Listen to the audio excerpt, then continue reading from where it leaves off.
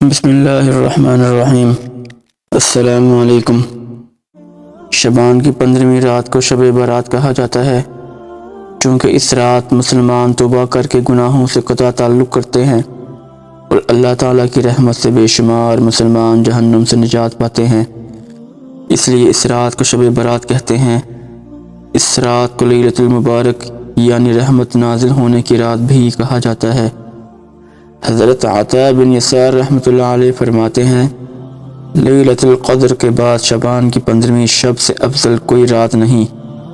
جس طرح مسلمانوں کے لیے زمین میں 2 عیدیں ہیں، اسی طرح فرشتوں کے لیے آسمان میں 2 عیدیں ہیں، ایک شب برات اور دوسری شب قدر۔ فرشتوں کی عیدیں رات کو اس لیے ہیں کہ وہ رات کو سوتے نہیں، جبکہ آدمی رات کو سوتے ہیں، اس لیے ان کی عیدیں دن کو ہیں۔ ارشاد باری تعالیٰ ہے، قسم ہے اس روشن کتاب کی، بے شک ہم نے اس برکت والی رات میں اتارا، بے شک ہم ڈر سنانے والے ہیں، اس میں بانٹ دیا جاتا ہے ہر حکمت والا کام۔ ان آیات کی تفسیر میں حضرت عکرمہ رضی اللہ تعالیٰ عنہ اور بعض دیگر مفسرین نے بیان کیا ہے کہ لیلۃ المبارک سے مراد 15 شعبان کی رات ہے۔ اس رات میں زندہ رہنے والے، فوت ہونے والے اور حج کرنے والے سب کے ناموں کی فہرست تیار کی جاتی ہے اور جس کی تعمیل میں ذرا بھی کمی پیشی نہیں ہوتی۔ اس روایت کو ابن جرید، ابن منظر اور ابن ابی حاتم نے بھی لکھا ہے۔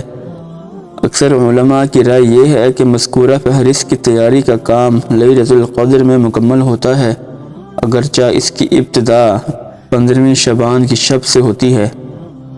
علامہ قرطبی مالکی رحمۃ اللہ علیہ فرماتے ہیں کہ ایک قول یہ ہے، ان امور کا لوح محفوظ سے نقل کرنے کا آغاز شب برات سے ہوتا ہے اور اختتام لیلۃ القدر میں ہوتا ہے۔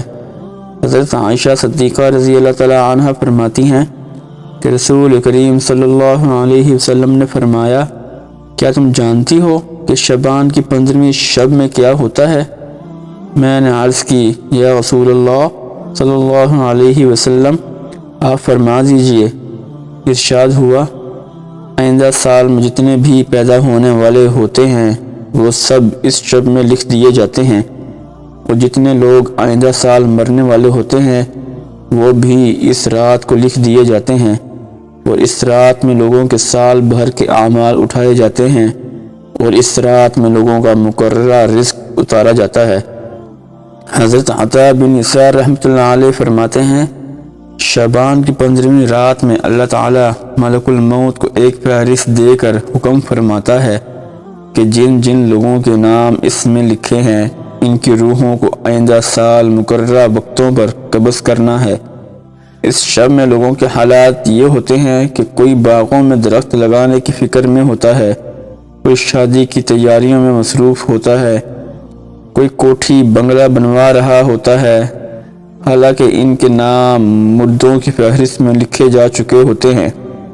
چونکہ یہ رات گزشتہ سال کے تمام اعمال بارگاہ الہی میں پیش ہونے اور آئندہ سال ملنے والی زندگی اور رزق وغیرہ کے حساب کتاب کی ہے، اس لیے اس رات میں عبادت الہی میں مشغول رہنا رب کریم کی رحمتوں کے مستحق ہونے کا باعث ہے، اور سرکار دو عالم صلی اللہ علیہ وسلم کی یہی تعلیم ہے۔ حضرت عائشہ صدیقہ رضی اللہ تعالیٰ عنہ فرماتی ہیں کہ ایک رات میں نے حضور اکرم صلی اللہ علیہ وسلم کو اپنے پاس نہ پایا تو میں آپ کی تلاش میں نکلی۔ میں نے دیکھا کہ آپ صلی اللہ علیہ وسلم جنت البقیع میں تشریف فرما ہے۔ آپ صلی اللہ علیہ وسلم نے فرمایا، کیا تمہیں یہ اندیشہ ہے کہ اللہ تعالیٰ اور اس کا رسول تمہارے ساتھ نا انصافی کریں گے؟ میں نے عرض کی، یا رسول اللہ صلی اللہ علیہ وسلم، مجھے یہ خیال ہوا کہ شاید آپ صلی اللہ علیہ وسلم کسی دوسری اہلیہ کے پاس تشریف لے گئے ہیں۔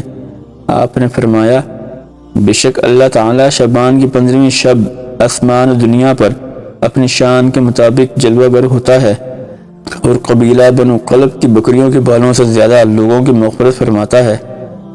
شارحین فرماتے ہیں کہ یہ حدیث اتنی زیادہ اسناد سے مروی ہے کہ درجہ صحت کو پہنچ گئی۔ حضرت ابوبکر صدیق رضی اللہ تعالیٰ عنہ سے روایت ہے کہ حضور اکرم صلی اللہ علیہ وسلم نے فرمایا، شعبان کی 15ویں شب میں اللہ تعالیٰ آسمان اور دنیا پر اپنی شان کے مطابق جلوہ گر ہوتا ہے اور اس شب میں ہر کسی کی مغفرت فرما دیتا ہے سوائے مشرک اور بغض رکھنے والے کی۔ شب برات فرشتوں کو بعض امور دیے جانے اور مسلمانوں کی مغفرت کی رات ہے۔ اس کی ایک اور خصوصیت یہ ہے کہ یہ رب کریم کی رحمتوں کے نزول کی دعاؤں کے قبول ہونے کی رات ہے۔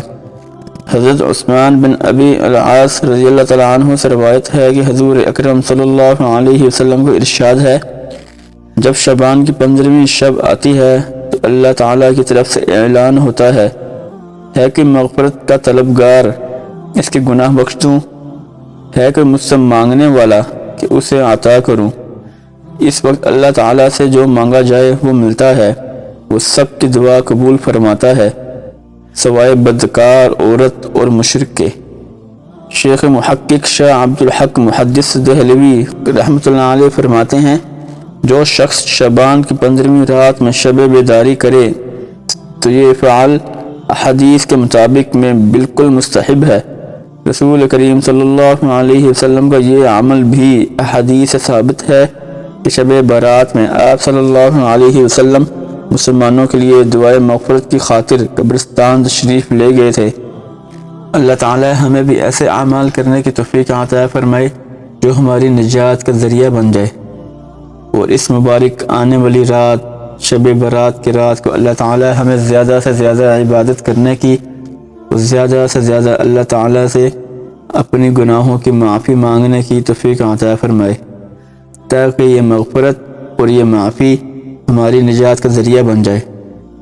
اگر آپ کو یہ ویڈیو اچھی لگی ہو تو اس ویڈیو کو اپنے دوست احباب کے ساتھ شیئر کیجیے گا اور اس چینل کو سبسکرائب کیجیے گا۔ جزاک اللہ۔